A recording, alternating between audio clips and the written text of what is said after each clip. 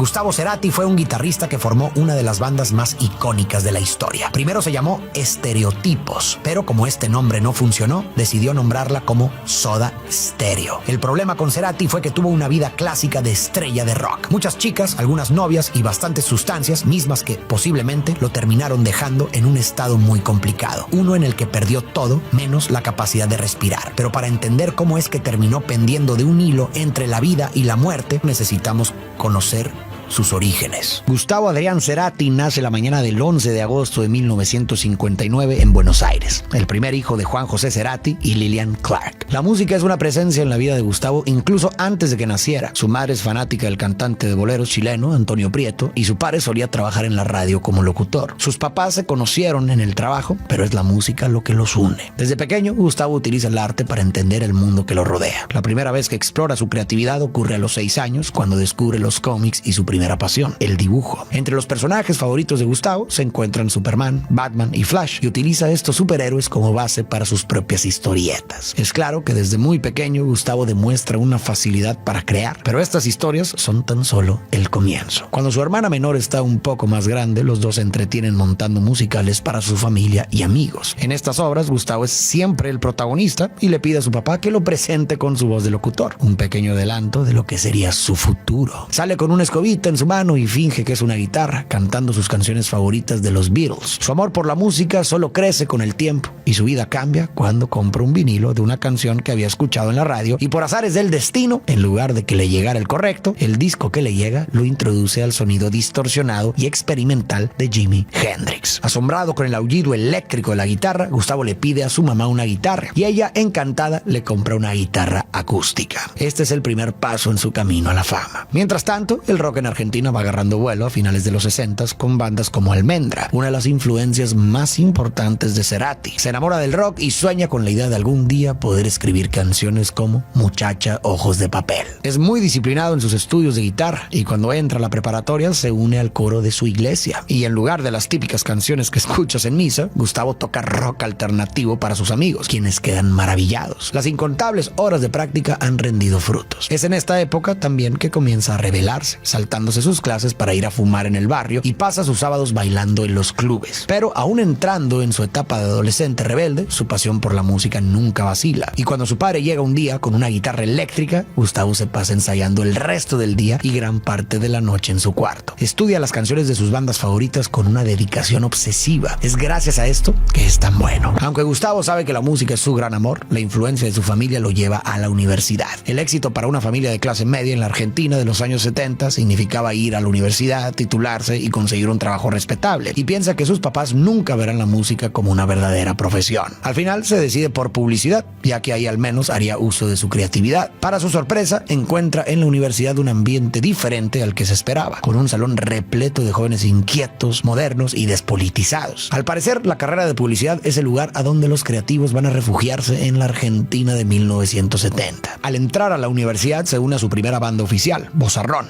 un grupo que fusiona jazz y folk. Aunque gana mucha experiencia de su tiempo con la banda, ya que tocar en misa es muy diferente a tocar en fiestas, Vozarrón se disuelve al año siguiente. Pero no hay que preocuparse, porque para entonces Gustavo ya formaba parte de otra banda, Existencia Terrenal. Al mismo tiempo toca con otra banda, Sauvage, una banda de música disco y soul. En el verano de 1982, Gustavo Cerati tiene 22 años y recibe una llamada que cambiará su vida. Se trata de Charlie, un baterista que está enamorado de una de las hermanas de Cerati, Laura. Laura presenta a los dos chicos, piensa que de seguro su interés por la música les dará algo de qué hablar. Los chicos, dos completos extraños, están al teléfono y la incomodidad inicial pronto se les olvida al descubrir que les gustan las mismas bandas de post-punk, en especial The Police. Ese día hablan un largo rato y ellos no lo saben todavía, pero este encuentro sella sus destinos. Acuerdan juntarse para formar una banda, pero les hace falta un bajista. Afortunadamente, Gustavo conoce a alguien, Héctor Bossio, mejor conocido como Z. Charlie los invita a ensayar a su casa, en donde, para la gran sorpresa de los otros dos chicos, hay un cuarto de ensayos con equipo de producción. A partir de ese día, ensayan en la casa de Charlie todos los días. Primero solo covers de canciones famosas, aunque las de The Police son sus favoritas. Pero eventualmente Cerati les enseña algunas canciones en las que ha estado trabajando. Poco a poco van encontrando su sonido, Toman influencias de punk, el post-punk y el new wave, incorporando estos elementos a su ADN musical. El primer nombre que le dan a su agrupación es algo que, si no eres fan a morir de Cerati, probablemente no habías escuchado jamás. Llaman a su banda Los Estereotipos. Como probablemente ya te lo suponías, este nombre no funciona nada bien y optan por ponerle otro, uno que los llevará a la fama y que será reconocido por toda Latinoamérica. Y ese nombre es Soda Stereo. La primera vez que tocan frente a un público es cuestión de suerte. Una banda había cancelado su tocada en el Barstool Free Pub de último momento y Soda Stereo acepta reemplazarlos. Esa noche su energía atrapa a la audiencia y sus interpretaciones son tan buenas que salen de ahí con un contrato. Una prueba incuestionable del talento de los tres jóvenes. Algo que debes saber es que Soda Stereo aparece al comienzo de la democracia en Argentina, con el fin de la dictadura militar en 1983, y se convierte en un símbolo de modernidad y libertad para los jóvenes. Y como un país entero estaba cambiando, la música también lo hizo. Con bandas como Soda Stereo se añadieron nuevos elementos a la música, como el rol visual, los videoclips y sonidos más pops pensados en ser pegadizos. Pero hay otro factor que contribuye al triunfo y crecimiento exacerbado de la música nacional,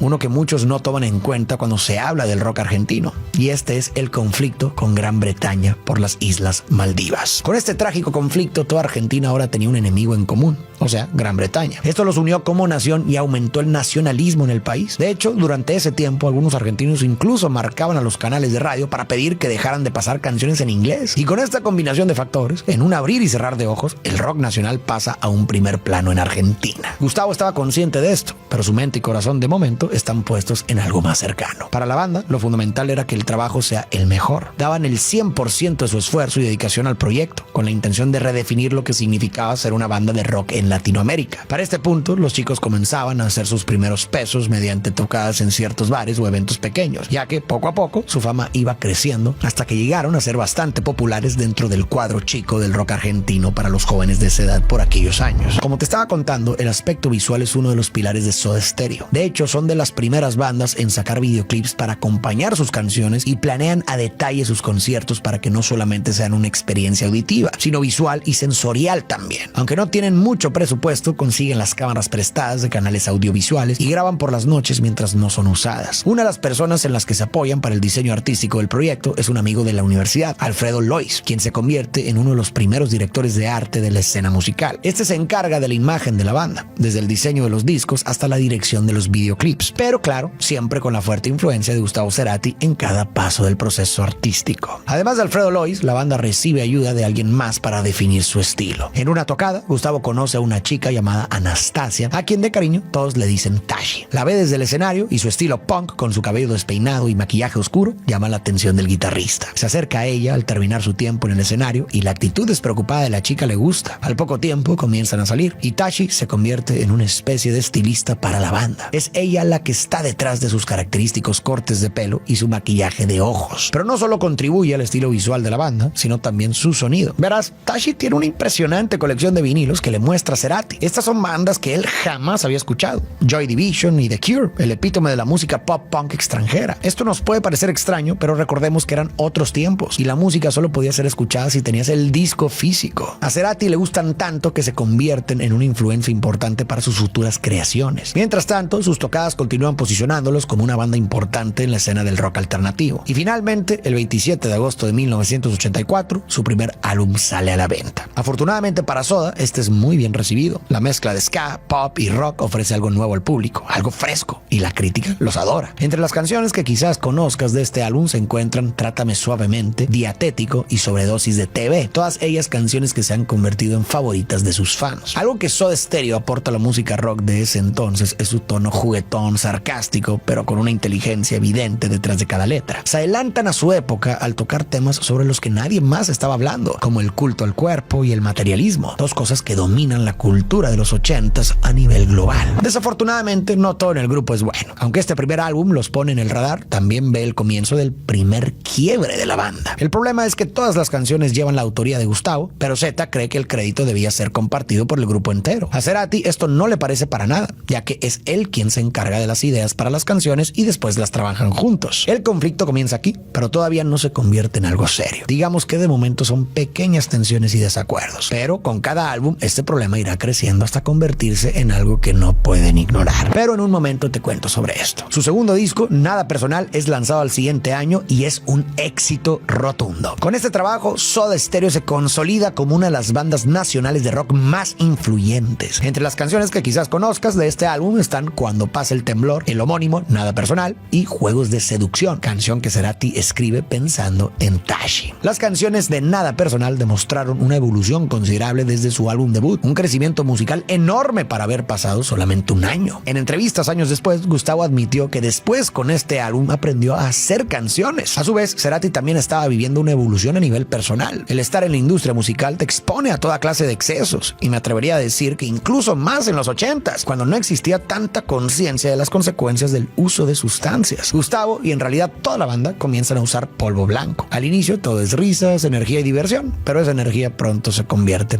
en paranoia. Al ver que no puede controlarse, Gustavo decide dejar a Tashi. La amaba demasiado y el miedo a introducirla a esta vida de excesos pudo con esta relación. Cerati toma alcohol, fuma una excesiva cantidad de cigarros e ingiere polvo blanco para mantener el ritmo acelerado que llevan, con giras de 4 meses sin descanso y largas sesiones de grabación al terminar. En este punto de su vida nunca descansa y su cuerpo está por cobrarle factura. Alrededor de 1986, cuando trabaja en el tercer álbum titulado Signos, la banda consume cantidades altísimas de polvo blanco, lo que los deja ansiosos y paranoicos. Trabajan desde una vieja casona en la que también habían compuesto Nada personal, pero el estado de la casa es miserable y el frío no los deja existir en paz. En este entorno ansioso, con frío y sin un solo descanso desde que Soda Stereo debutó, un día Cerati despierta con el corazón latiendo a 1000 por hora. Un miedo se apodera de él y está seguro de que morirá. Afortunadamente, logra llegar a un hospital para internarse y una vez ahí, su mamá pasa para llevarlo a casa y cuidar de él. Este episodio hace que Cerati se replantee su vida, cosa que será evidente durante los siguientes años. Sin embargo, y te adelanto un poco, su cuerpo seguirá dándole llamadas de alerta. Pero Cerati no les hará caso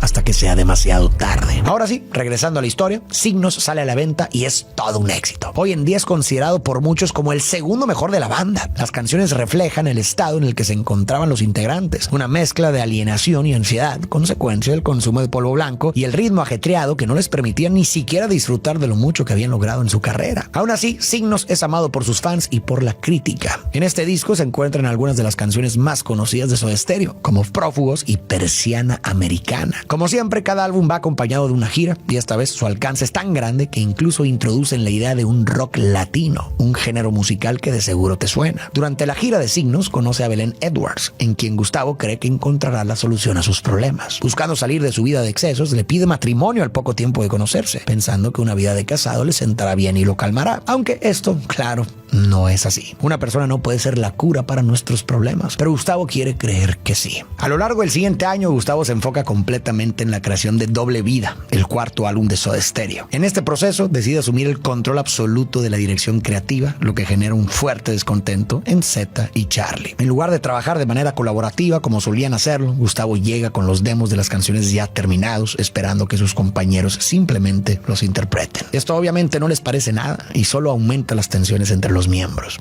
Aún así, siguen trabajando juntos a pesar de los problemas. Para Doble Vida, tienen la ayuda en producción de una leyenda de la industria, Carlos Alomar, un hombre que ha trabajado con David Bowie, Paul McCartney y Mick Jagger. Y la decisión de confiar en este hombre para el álbum les trae excelentes resultados. En cuanto a las letras, aquí ya notamos algo más de madurez. El álbum incluye canciones como Corazón Delator, cuya letra revela su inconformidad con su relación. Otra muy buena es la de Lo que sangra, que critica el tema de la fama que ha estado experimentando últimamente. Artísticamente las cosas marchan bien, pero en el matrimonio de Gustavo y Belén, no. Como el nombre del álbum que acaban de sacar lo indica, el cantante siente que está llevando una doble vida, la de un hombre casado y la de una estrella de rock. Al final encuentra muy difícil encajar estas dos facetas y el matrimonio termina sin siquiera haber sobrevivido el año. A pesar de estar recién divorciado, Cerati no le ha cerrado las puertas al amor. Mientras está de gira en Chile, conoce a una jovencita llamada Cecilia Amenábar, de quien cae perdidamente enamorado. Ella se había enamorado del cantante al escuchar su música y ahora cumplía el sueño de toda fan al conquistar a su ídolo. Pero en poco tiempo su corazón termina roto cuando Cerati, quien parece tener dificultades para comprometerse en sus relaciones, pone fin a su romance con Cecilia y comienza uno nuevo con Paola Antonucci. El giro más complicado de esta historia es que Paola era pareja de Charlie, el baterista de Soda Stereo, y uno de los amigos más cercanos de Gustavo. La situación se vuelve un golpe directo a la confianza dentro del grupo, ya que Cerati cruza una línea personal al involucrarse con la pareja de su amigo. Cuando Charlie descubre la traición, las tensiones dentro de la banda alcanzan un punto crítico, generando un ambiente cada vez más hostil entre sus miembros. A pesar de esto, Soda Stereo logra seguir adelante como grupo, pero el incidente marca un antes y un después. Es en este momento cuando comienzan a vislumbrarse las primeras grietas que eventualmente llevarán a la ruptura de la banda. Cerati está tan enamorado de Paola que escribe el siguiente álbum en su honor, uno titulado Canción Animal,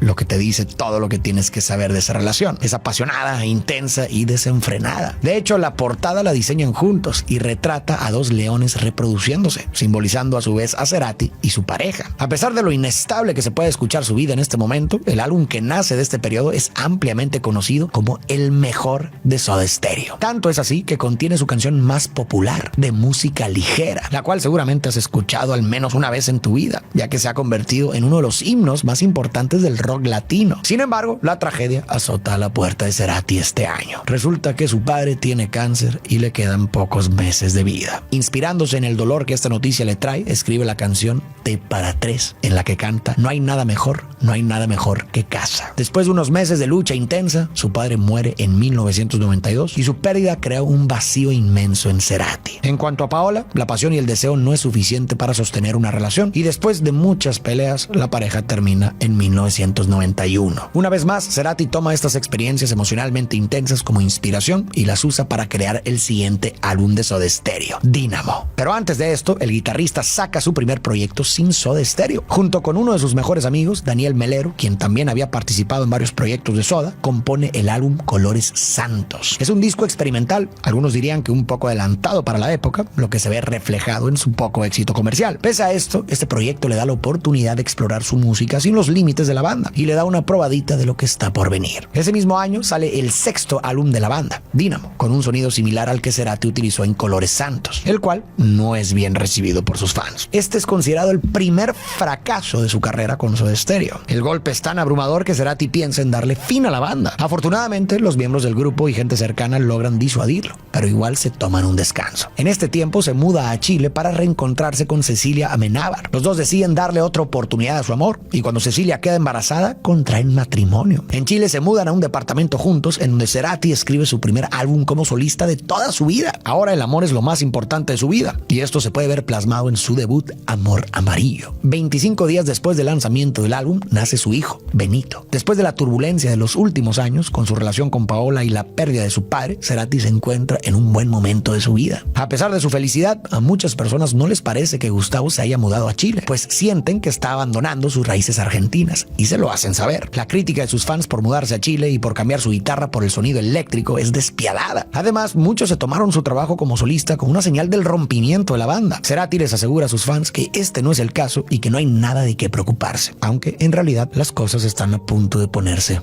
muy feas. El siguiente año, un trágico suceso toca la puerta y a partir de entonces los días de Soda Stereo están contados. En 1994, unas semanas después de que la banda regresara finalmente al estudio, uno de los hijos de Zeta muere camino al jardín de niños. Un autobús se estrella contra el auto en el que viajaba y el pequeño pierde la vida. Después de este terrible accidente, el grupo, que antes se encontraba al borde de la ruptura, se mantiene unido para apoyar a su amigo durante este periodo de luto. En este punto lanzan el último capítulo en la historia de Soda Stereo, un álbum que lleva por nombre Sueño Estéreo. Gustavo lo describe como el trabajo más auténtico que Soda Stereo había creado hasta entonces, y hay una razón para ello. En el fondo, los tres sabían que este sería su último álbum. Con esa certeza, desapareció la necesidad de impresionar a nadie. Las presiones comerciales se desvanecieron y con ello también los límites creativos. Cuando Sueño Estéreo sale al mercado, la vida personal de Cerati da un giro importante. Gustavo y su esposa Cecilia habían regresado a Argentina para continuar con el proyecto, pero deciden mudarse nuevamente a Chile para estar cerca de la familia de ella, especialmente porque acababan de recibir una noticia que cambiaría sus vidas. Cecilia estaba embarazada de su segundo hijo. Aunque este era un momento de alegría para la pareja, no todos lo vieron con los mismos ojos. Para Zeta y Charlie, la mudanza de Cerati representó un nuevo obstáculo para la banda. Cada vez era más evidente que Gustavo no estaba completamente comprometido con Soda Stereo y sus exigencias se volvían cada vez más extremas. Ahora esperaba que sus compañeros viajaran hasta Chile para grabar. Esta dinámica lo transformó en un líder difícil de tratar, alimentado por la frustración de sentir que los límites creativos de la banda no le permitían alcanzar su máximo potencial. Y luego llegó el golpe final.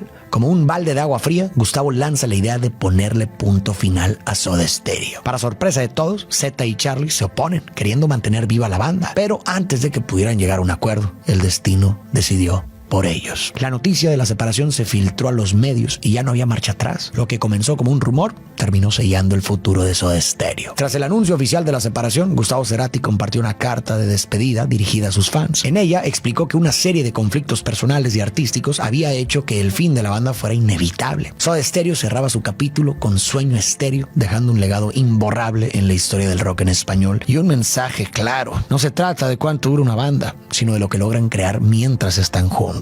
Al inicio, Cerati rechaza por completo la idea de una gira despedida, pero al final decide que Soda Stereo se merece un final triunfal. En el último concierto de la banda en Buenos Aires, Gustavo se despide con las ahora icónicas palabras: gracias totales. Aunque la ruptura de la banda fue decisión de Gustavo, igual se sentía como un divorcio. La tristeza es inescapable. Soda Stereo había sido su vida por 15 años, pero sabe que es la decisión correcta. Ahora tiene la libertad de explorar los límites de su creatividad sin la presión que nace de pertenecer a una de las bandas más famosas de Latinoamérica. Después de años de trabajar en una banda, necesitando a cada paso la aprobación de sus compañeros para cada decisión creativa, Gustavo siente que todo es posible. Se muda de regreso a Argentina con su familia, Cecilia y Benito, y su recién nacida, Lisa. En su nuevo hogar arma un estudio para trabajar en su siguiente álbum.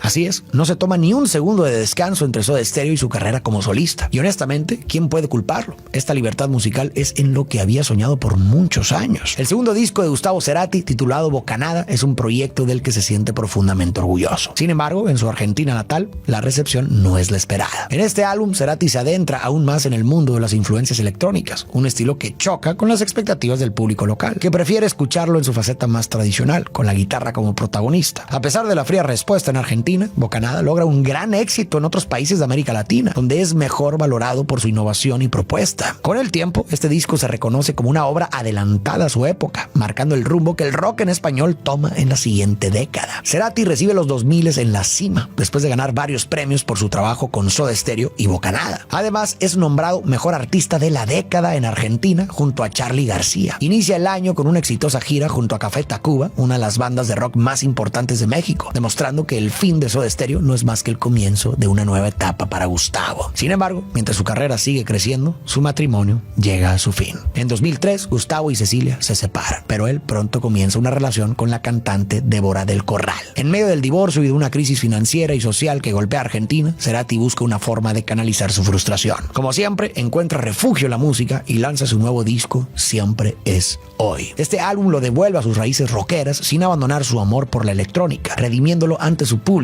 y logrando una nominación al Grammy como mejor álbum de rock latino. Aunque no gana, esto marca un gran paso para su carrera. Y con su siguiente álbum, Ahí Vamos, Gustavo mantiene la racha. Este álbum incluye la icónica balada Crimen y consolida definitivamente su carrera como solista, demostrando que a pesar de los tropiezos iniciales, estaba destinado al éxito. Aunque todo parece ir bien en lo profesional, algo lo inquieta. Desde la separación de Soda Stereo, los que una vez fueron grandes amigos dejaron de hablar. Las heridas de las palabras dichas durante la ruptura aún pesan, aunque ya no tanto. Ahora Cerati, Zeta y Charlie empiezan a pensar que quizás ha llegado el momento de reencontrarse. No solo como amigos, sino también como banda. Cuando se vuelven a ver, las tensiones regresan. Pero Gustavo les dice unas palabras que levantan sus ánimos y les borra cualquier duda de su mente. Dejemos nuestros problemas de lado y hagamos esto con la misma ilusión que teníamos de chicos. Y es esto lo que les recuerda que, en su núcleo, Soda Stereo es el producto del amor. En algún punto lo perdieron de vista, por el choque de egos y diferencias en el proceso creativo. Estaban viendo la música como un trabajo más que como una pasión, lo que verdaderamente era para ellos. Ahora tienen una oportunidad de hacer las cosas bien y la van a aprovechar. Anuncian su regreso único para una gira de reencuentro con el nombre Me Verás Volver, una línea de su icónica canción En la Ciudad de la Furia. La noticia causa un revuelo a nivel internacional, tanto que la idea original de dar un par de conciertos debe ser descartada. La gente está pidiendo a gritos una gira en forma. Desde un comienzo dejan en claro una cosa: este reencuentro es algo de una vez. Gustavo le llama una burbuja en el tiempo. Y así sucede.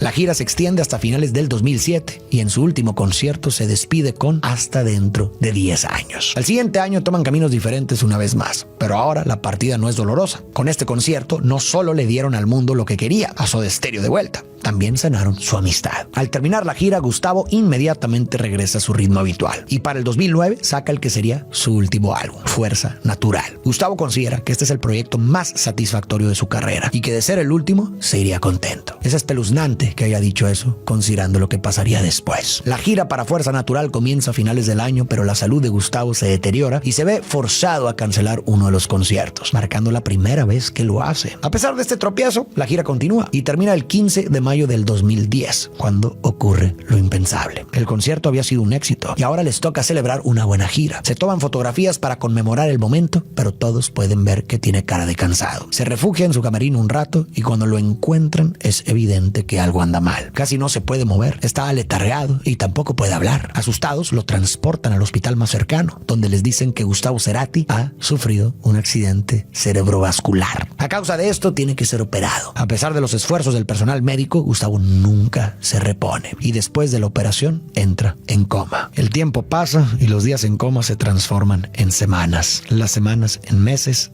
y los meses en unos terribles 4 años de angustia para su familia y para toda la gente que disfrutó de su música. Después de estos 4 años y al ver que no hay mejora alguna, Gustavo Cerati pierde la vida el 4 de septiembre del 2014. La muerte de Gustavo dejó un hueco enorme en el mundo de la música, pero su legado sigue vivo con una intensidad difícil de ignorar. Sus discos, además de ser piezas clave del rock en español, son el reflejo de una vida que supo convertir el dolor en arte. Durante su carrera, Gustavo tomó las rupturas y las pérdidas que vivió y las transformó en canciones que tocaron el corazón de millones. Y esa capacidad de darle forma al sufrimiento para crear algo bello nos recuerda que aunque no todos escribamos canciones, todos podemos encontrar formas de convertir los momentos difíciles en algo que nos haga avanzar. El dolor, cuando lo enfrentamos con sinceridad y coraje, puede ayudarnos a crecer, a construir algo nuevo y a encontrar propósito donde parecía no haber nada. Cada vez que alguien escucha una de sus canciones, no solo revive una parte de Gustavo, sino también el mensaje de que el arte y la vida misma puede florecer, incluso de los momentos más oscuros.